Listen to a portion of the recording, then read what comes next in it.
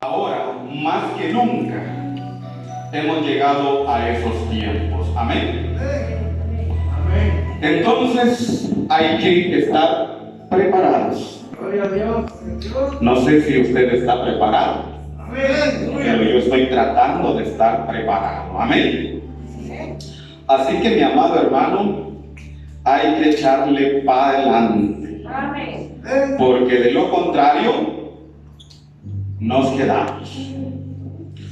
Bien, no sé si usted ha oído las noticias, como dijo la hermana el otro día, pero hay un relojito que deberíamos de estar atentos. Amén.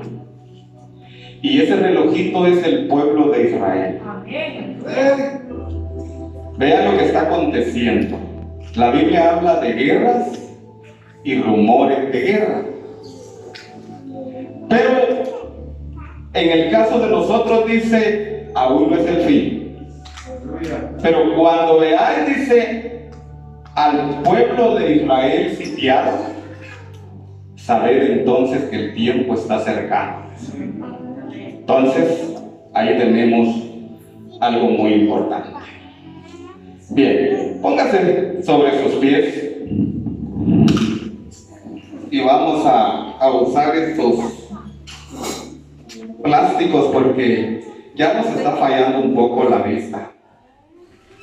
Y yo quiero que vaya a buscar las escrituras según el Evangelio de Mateo, en su capítulo número 10.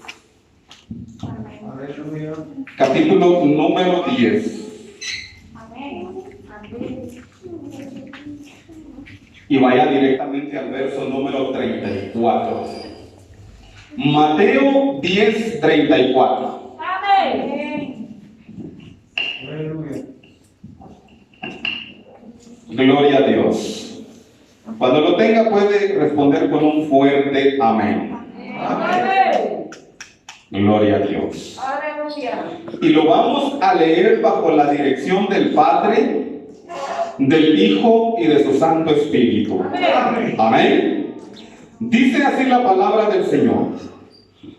No penséis que he venido para traer paz a la tierra. No he venido para traer paz, sino espada. Porque he venido para poner en disensión al hombre contra su padre, y a la hija contra su madre, y a la nuera contra su suegra. Y oiga lo que dice. Y los enemigos del hombre serán los de su casa. Amén. Tome su lugar y siéntese. Gloria a Dios. Mire cómo iniciamos en esta hora de la noche. Ya es noche porque media vez llegan las 6 de la tarde y ya se empieza a poner oscuro. Y a veces necesito, para extenderme un poquito, por lo menos 30-35 minutos de tiempo para lograr desenvolver un poquito el mensaje de la palabra del Señor. Les soy sincero, no soy un profesional, no soy un experto. Lo que tengo pues es porque lo he recibido de parte del Señor. Y así como Él me lo dio, así se lo estoy transmitiendo. No es porque yo haya ido a un centro de estudios teológicos o algo por el estilo. Quizás si hubiera ido a un lugar de esos, entonces sí, tal vez sería un poco más, quizás culto para darle la palabra, pero la recibí así de dura. Entonces, como le decía, este texto, no se lo decía yo, sino lo dice ese texto, en donde dice, no penséis que he venido, dice, para traer paz a la tierra. Sino, dice, he venido para traer, ¿qué? Espada. Disensión. Hay otras versiones que dicen espada. Estoy viendo ahí un logotipo. Y miren todo lo que tiene ahí. Tiene al mundo, tiene una ramita de olivo, que significa la unción, tiene la paloma que es el Espíritu. Tiene las manos que están representando, como quien dice que Dios tiene a su pueblo en sus manos. Tiene una bandera. ¿Ha escuchado usted ese canto que dice bandera de la paz de Dios? También tiene una oveja que representa al Cordero de Dios, ¿verdad? Tiene un libro que representa la palabra. Y ahí está lo más importante. También tiene una espada que también representa la palabra del Señor. De eso es que yo le quería hablar. Ahora, yo ni siquiera tenía la idea de que me iba a encontrar con este logotipo. Y miren, ahí está.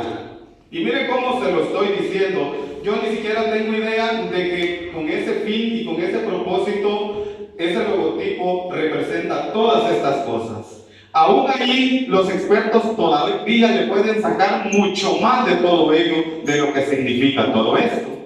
Pero por lo menos lo básico le logro entender. Bien, ahora de lo que yo le estoy hablando en este momento, hace mucho tiempo el Señor me dio una visión de esto mismo. Y cuando el Señor me daba esto, yo me puse a pensar, ¿y qué es lo que el Señor está diciendo en todo esto cuando habla de estas situaciones de las que vivimos? Porque no me va a decir usted, mi amado hermano y hermana, que en los hogares no hay conflictos. Déjeme decirle que es en la familia, en los hogares, en donde existen los conflictos más peligrosos. Pero ¿por qué es que existen los conflictos más peligrosos? Porque fíjese usted que cuando Cristo no es el centro en ese hogar, en esa familia, suceden tantas cosas, porque hay unos que son bien creyentes, llenos de fe, otros que medio son, vamos a hablar así en un término vulgar, son mediocres, ¿verdad? Y hay otros que no creen en nada. Y aquellos que medio creen se ponen en desacuerdo cuando el otro cree en la realidad de lo que él cree, porque esta es una realidad. Yo creo en esta palabra. ¿Por qué? Porque imagínese usted, si Dios a mí no me la hubiera mostrado, si no me la hubiera enseñado, si no la hubiera puesto en mi corazón, yo creo que en realidad yo no creyera esta palabra. Porque cada quien entiende aquello de lo que le han dicho, le han enseñado y le han inculcado desde su tierna infancia. Pero en mi caso personal, ¿qué le puedo decir? A mí no se me inculcó en ninguna religión. En realidad mi madre, le soy sincero, ella no era, como decimos nosotros allá en el campo, ni chicha ni limonada. Ella no creía en nada. Porque si hubiera creído en algo, hubiera buscado a ese algo. Pero no creía en eso. Ella iba a las iglesias católicas y solo nos pasaba por ahí, y ella también. Y yo me le quedaba viendo a las imágenes, pero nunca fui de aquellos de los cuales yo por poder decir, pues este sí o este no. No entraron ni siquiera en mi mente. Ella tampoco nos inculcó esto, pero cuando ella veía problemas serios, sí buscaba la manera de que alguien nos enseñara algo de lo que ella creía. Pero al final no llegamos a ninguna cosa. Conflictos y conflictos y conflictos. No estaba Cristo ahí. Bien, pero cuando uno ya cree en Jesucristo, se voltea la tortilla, ¿verdad? Porque uno cree y el otro no. Y la Biblia dice, fíjese usted claramente, que en los últimos tiempos va a llegar este texto, el cual leíamos en el siguiente párrafo del verso 6, que dice, porque he venido para poner en disensión al hombre contra su padre, y la hija contra su madre, y la nuera contra ¿quién? O sea que será un conflicto tremendo. ¿Por qué la suegra tendría que estar peleando con la nuera? ¿Se acuerda usted de Ruth y Noemí? No deberían de ser así. ¿Verdad que fuera bonito que fueran así, verdad? Pero no se puede. Ahí está escrito que esto va a ser lo contrario. El padre contra el hijo dice, Y la hija contra su mamá. ¿Pero por qué, pues? No es hija, pues. No es hijo, pues. ¿Cómo el hijo se va a atrever a hacerle algo a aquel quien lo ha levantado, quien lo ha llevado hasta donde él está? Pero mire usted cómo es el enemigo, buscando la forma de poner en desacuerdo. ¿Y sabe qué? Esto no está lejos. Esto no está lejos, porque cada día estamos viviendo tiempos difíciles, tiempos bastante duros, en los cuales dice que se llegará el tiempo, dice, que por predicar esta palabra será un delito. Andará la policía buscando a la gente, dice, especialmente a los bullitos como yo. ¿Sí? Y luego, mi amado hermano, el mismo hijo le dirá al policía: ¿el papá dónde está? Vayan por él. Porque él no estará de acuerdo en mi creencia. Él no estará conforme en esto. Mi mismo hijo, el más grande, me decía: ¿cómo es que usted, me dice, habla de un Dios poderoso? Me dice, y si ese Dios es tan poderoso, me dice, entonces, ¿por qué permite tanto sufrimiento? Y le digo, yo solamente le dije: ¿vos has estudiado la Biblia? ¿La has leído? Vos sabés perfectamente, le decía yo a este muchacho, que ahí dice claramente, le digo yo, que la palabra de Dios es para los entendidos. Aleluya. Para ellos es, le digo. Y en que aparentemente, le digo yo, vos has estudiado de esto, no entendés nada. Porque nosotros no podemos cuestionar la palabra de Dios. Si la palabra de Dios dice, le digo yo, que alguien por desobediente será al infierno, así será. Y le vas a decir a Dios: ¿por qué me echaste al infierno si yo era bueno? Yo no hacía esto, no hacía lo otro. Pero sí que peleas con tu mamá, si peleas con tu papá, si peleas con tus hermanos, y aún así querés, le digo, que Dios tenga, le digo yo, aquello de apoyarte a vos, porque sos lleno de conflictos dentro de ti mismo. La verdad, pues, no me convence. Pues yo no te convenceré, pero Él sí te va a convencer. Así que, hermanos, esta es la realidad. Ahora le hablo de lo que en realidad el Señor me dio. Hace mucho tiempo, como le hablaba en el otro, ¿cuántos escucharon el mensaje de la otra vez? Amén. ¿Se acuerda que le hablaba de los tres personajes que habían detenido al bus? Amén. Cuando todavía le hice la pregunta que quiénes habían sido esos personajes que habían detenido al bus, no me contestó. Pero le digo algo: si hubiese sido el personaje que habla la Biblia, como lo es el Padre, el Hijo y el Espíritu, entonces, mi amado hermano, la cuestión hubiera sido diferente. Pero ahí no fue el Padre, ni el Hijo, ni el Espíritu Santo quienes detuvieron este bus.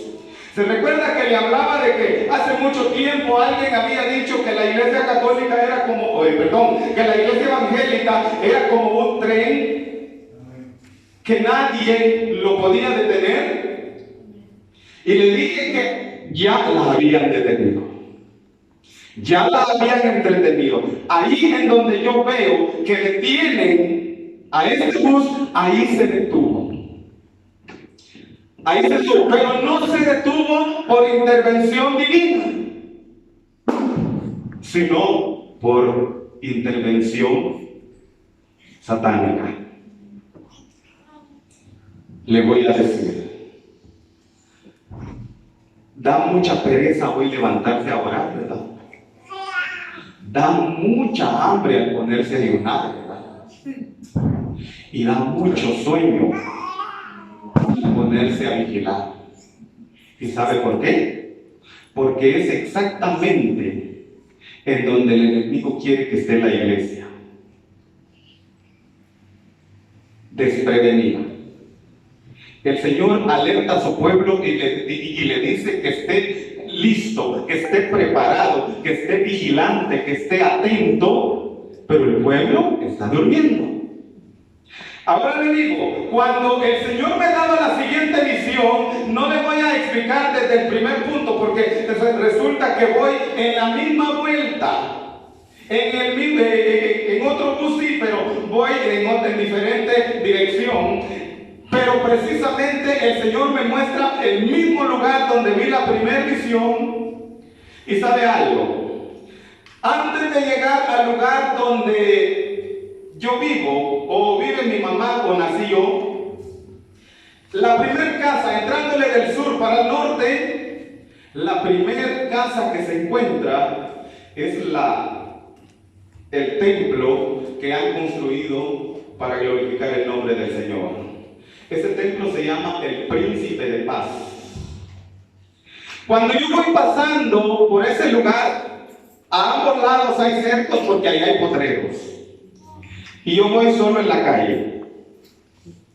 Llego a un lugar en donde los ganaderos van para que la gente no les dañe su cerco, hacen una especie de caracoles para que la gente pase por ese lugar, pero que el ganado no se pase, ¿verdad? Sino que solo pueda pasar la gente dando una media vuelta.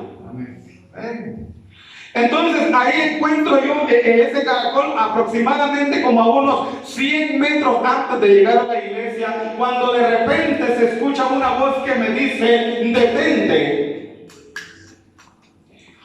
Y yo no obedecí cuando esa voz me dijo: detente. Seguí caminando y a la segunda vez me vuelve a decir la voz: detente, pero me dijo con mayor autoridad. Y yo me quedé viendo hacia todos lados y no vi a nadie y seguí caminando. A la tercera vez dice la voz: detente, me dice, pero me dice con autoridad. Y sabe algo, sin necesidad que yo me detuviera, me tuve que detener, paralizado de una vez. Y me quedé buscando la voz y no veía nada, pero luego me dice: mira hacia el frente. Y cuando yo me quedo viendo hacia el frente, me dice: ¿qué es lo que estás viendo? Ahí sí, dócil. Ahí sí me dice, como aquellos animalitos, ¿verdad?, que ya han sido domesticados. Y le dije: bueno, no sé si usted conoce la mata de plátano. Bueno, pues allá, lo que yo vi al frente de esa iglesia, una a la izquierda, la otra a la derecha, eran dos matas de plátano. Yo le dije: veo dos huertos, le respondí yo. Y me dice: ¿cuál es su aspecto? Escuche bien lo que le estoy diciendo. Veo dos huertos, le dije. Y la voz me dice: ¿y cuál es su aspecto? Eso es lo que yo quiero que usted me entienda, porque esto tiene relación conmigo y con ustedes. Y le dije: ambas tienen el mismo aspecto, porque las dos matas eran raquíticas. No sé si usted se ha dado cuenta cuando no llueve cómo se ponen las matitas. Polvorientas, delgaditas, resecas, hasta agrietado el suelo. Pues así estaba. ¿Y sabe qué sucedió? De momento escucho que sale una espada de su vaina, pero hizo un ruido que usted no se lo imagina, que mis oídos quedaron como sordos en ese momento. Cuando esa vaina sale la espada sale de su vaina. La jala con tanta fuerza que pegó un chillido que usted no se lo imagina. Me asusté. Y desde una altura como de unos 20 metros, tiende su espada y me dice: toma. Y le dije: Señor, ¿cómo voy a dominar esa tremenda espada? Imagínese, de 20 metros de altura. Gloria a Dios. Y me dice: tómala, me vuelve a decir. Y yo, con tanto miedo, estiré mi mano y le dije: no, ni mover esto. Y él me dice: tómala, porque en tu mano será a tu medida. Aleluya. Tomé yo la espada y de verdad en mi mano fue como es también. Como esa espada que usted ve ahí. Cuando yo la tengo en mi mano me dice, ve y corta la que está a tu derecha, pero no vayas a cortar la que está a tu izquierda, me dice. Vengo y obedientemente me encaminé al lugar en donde estaban las dos matas y las corté. Cuando yo terminé de cortarla, regreso al mismo lugar a devolver la espada y no estaba aquel que me había entregado la espada. ¿Y qué hago? Yo con la espada en la mano vuelvo a mi lugar asustado otra vez. Hermano bendito, yo no sé si usted me está entendiendo, pero el cortar no significa destruir. El cortar es parte de una forma. ¿A quién le está hablando? ¿Me está hablando a mí? ¿O le está hablando a usted? Quizás en lo de más adelante, usted va a escuchar la palabra más fuerte. Y quizás va a decir, este hermano lo único que está haciendo es golpeándonos. Pero en realidad, le vuelvo a decir, yo no vine a lastimar ni a herir a nadie. Lo único que yo estoy haciendo es dándole lo que yo recibí de parte del Señor. Cuando esas matas que yo fui a cortar se quedan ahí tiradas, las otras tenían el mismo aspecto y todavía me les quedo viendo yo, ¿y por qué corté estas? Si a veces digo yo que estaban mejor estas que estas. Y me acordé de lo que el Señor dijo cuando fue la cosecha, y cuando se sembró el trigo. Y los discípulos le dijeron, Señor, ¿no fue trigo el que sembramos? Y le dice, sí, le dice el Señor, fue trigo. Entonces, ¿por qué hay cizaña? Porque el enemigo dice, por la noche vino y sembró la cizaña. Y le dice, Señor, entonces, vamos y cortamos la cizaña. Y él les dijo, no, dejen crecer lo uno con el otro, porque a su tiempo el trigo será atado en manojos y llevado a la cosecha, y la cizaña será atada en manojos también, pero está llevada al fuego. Cuando yo me puse a pensar en eso, dije, Señor, qué grande eres. Nosotros no somos inmerecedores, ni yo mismo, Señor, creo ser inmerecedor de recibir lo que tú me estás dando en este momento.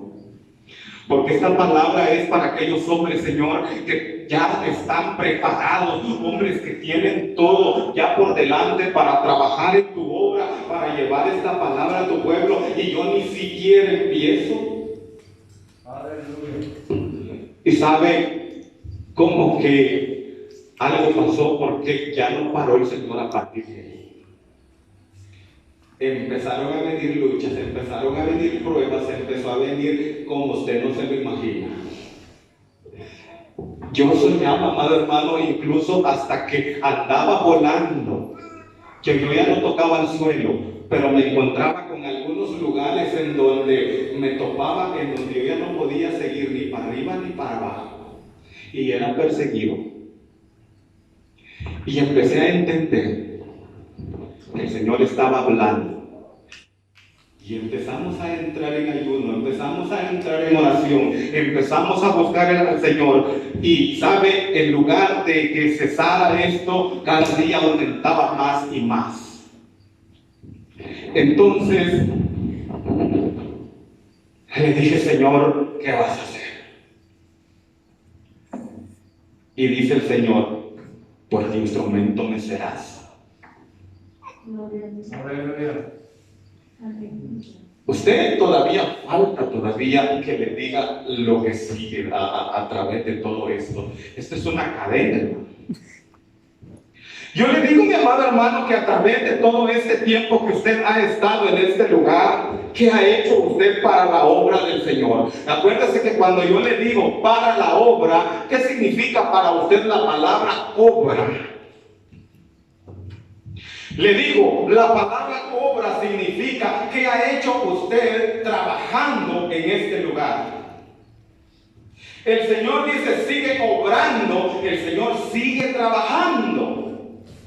Y cuando yo le digo, ¿qué ha hecho usted? ¿Cuánto ha trabajado usted aquí para la obra del Señor? ¿Cuánto se ha esforzado usted llevando el mensaje de la palabra, apoyando a aquellos que lo hacen? Porque hay personas, hermanos, que están con las bocinas en diferentes partes, predicando el mensaje de la palabra. Aunque a nosotros no nos parezca lo que ellos están predicando, por lo menos ellos lo están haciendo. ¿Y nosotros o yo qué estoy haciendo?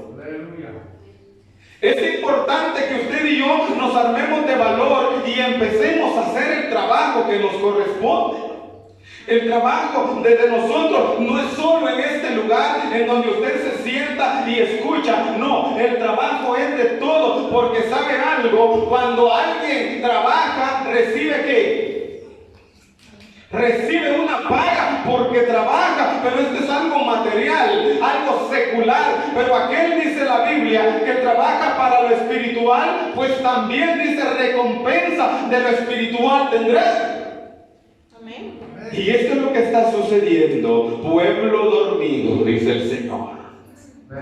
Pueblo está durmiendo, porque cuando deberías estar levantado, cuando deberías estar despierto, te has quedado dormido. Y si no tiene cuidado, se va a quedar durmiendo. Cristo pronto viene. Y yo no sé si usted está preparado. Preocupante, porque fíjese que el hermano pastor va a entregar cuentas de usted. Va a entregar cuentas de todo lo que usted haga. A él le van a preguntar, yo vi que tenías a la hermana fulana allá en la iglesia, ¿la enseñaste, la trabajaste, la preparaste? Sin duda le va a decir, Señor, yo hice lo que pude, pero no se quiso poner al día. ¿Sabe? La persona que hace limpieza en este lugar no sabe qué privilegio que tiene. Es un gran privilegio. Es un trabajo en la obra del Señor. La van a criticar, se va a sentir mal, se va a sentir, quizá, qué sé yo, de alguna manera lastimada o ofendida por algo que no hizo bien. Pero sabe, esto es con nosotros. Pero delante del Señor, si usted está haciendo un trabajo excelente, recompensa tendrá. Las matas que fueron cortadas, sin duda estas matas van a retoñar. ¿Sabe por qué? Porque aquello que es necesario que se corte es porque no sirve. Está próximo a destruirse. Pero ¿sabe algo? Cuando a un árbol lo podan, empiezan sus renuevos y vienen mejor que lo anterior. Esto es lo que sucede cuando usted, mi amado hermano, entienda, cuando usted comprenda cuál es el propósito por el cual Dios lo ha puesto en este lugar. Usted va a decir, hasta ahora entendí que Dios tenía algo más grande de lo que me imaginaba para mí. Sabe que de mi familia, el único que sigue luchando y esforzándose, trabajando como hasta hoy en la obra del Señor, soy yo. Los demás de mis hermanos, únicamente 2 son los que están luchando, y estas 2 son hembras.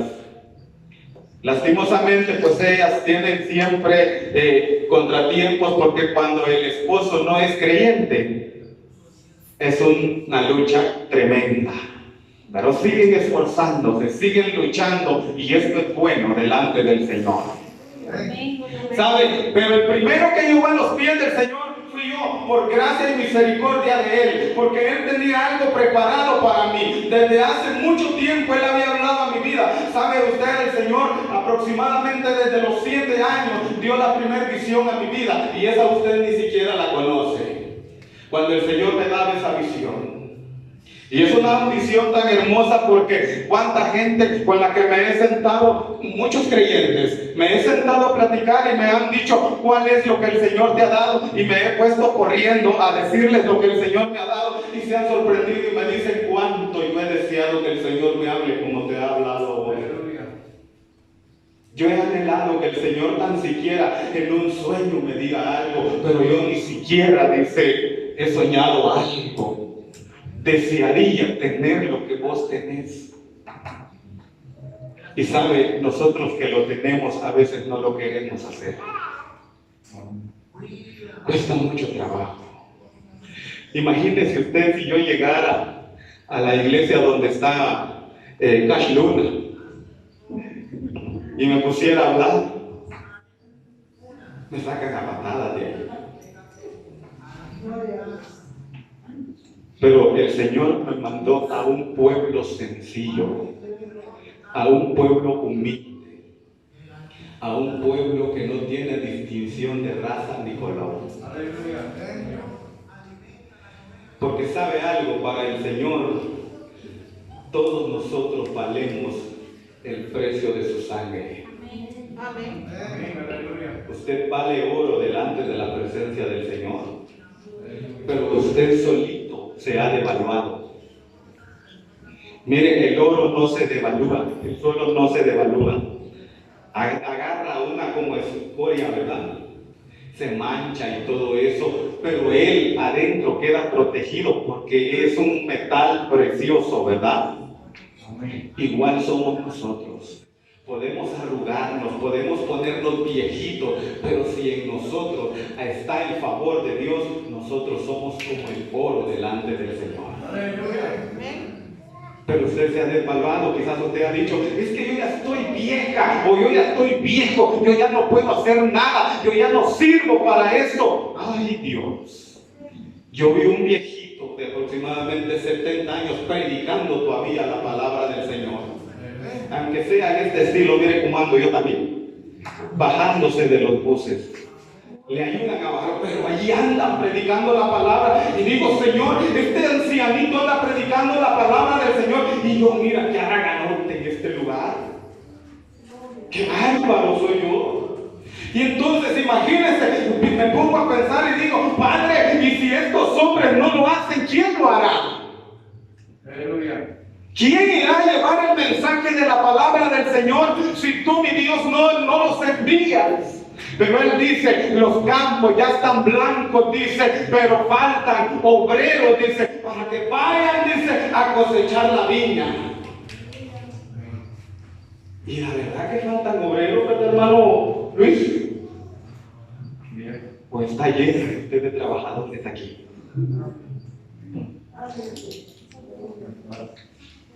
Levántense. El tiempo está cerca. Y Dios va a pedir cuentas. Si usted es chismoso, si usted es pleitisto con su vecino, si usted es creyente y da mal testimonio, ¡qué bárbaro!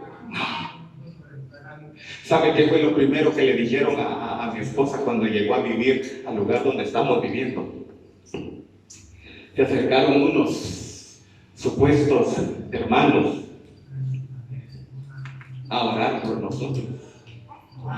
Y le dicen a mi esposa, mire hermana, le dijeron, nosotros ya tenemos tiempo de vivir aquí, pero nunca hemos tenido un problema con ninguno. Esperemos no tenerlo con usted.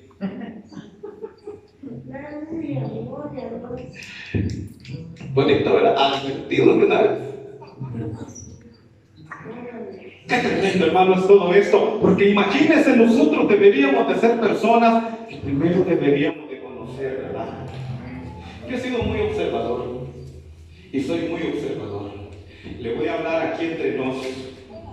Yo no necesito que usted me cuente su problema. yo basta con que lo mire a su rostro.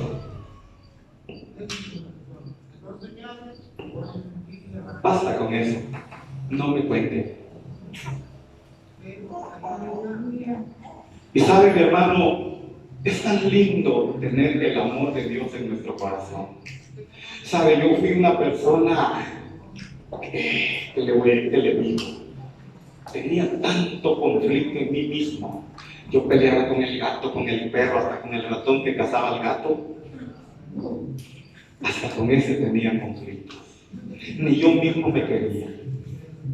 Y una vez me paré y le dije, Señor, si es cierto que tú cambias, yo quiero que me cambies a mí. Pero quiero que me cambies a mí. Porque si tú me cambias, entonces yo voy a creer en tu palabra. Y como Dios es Dios de poder, usted no me lo va a creer. Estaba como la bebé que está allá, mi hija más grande. El siguiente día que yo amanecí, me junté con un primo de mi esposa muy malcriado y ingrato. Y lo primero que me dijo fue una tremenda maltratada. Y cuando yo le iba a contestar, yo le contestaba de la misma manera. Esa vez yo no le contesté. Me volvió a maltratar y después me dijo, bueno, vos, ¿y qué pasó con vos? Y yo le dije, pues no sé, fíjate. Pero ni yo mismo me entiendo. Hasta después entendí y comprendí que Dios había hecho un cambio en mi vida. Fue cuando le dije a mi esposa que yo creía en el Cristo de poder. Gloria a Dios. Gloria a Dios. Y es por eso que ahora le digo, prepárese pues, porque viene el tiempo de la poda. Viene el tiempo de cortar. Viene el tiempo en el que va a soportar, se va a quedar. Y el que no, se va a ir. Porque Cristo, acuérdense que dijo, porque muchos son los llamados, pero pocos los escogidos. Procurad pues ser uno de ellos tú. Amén.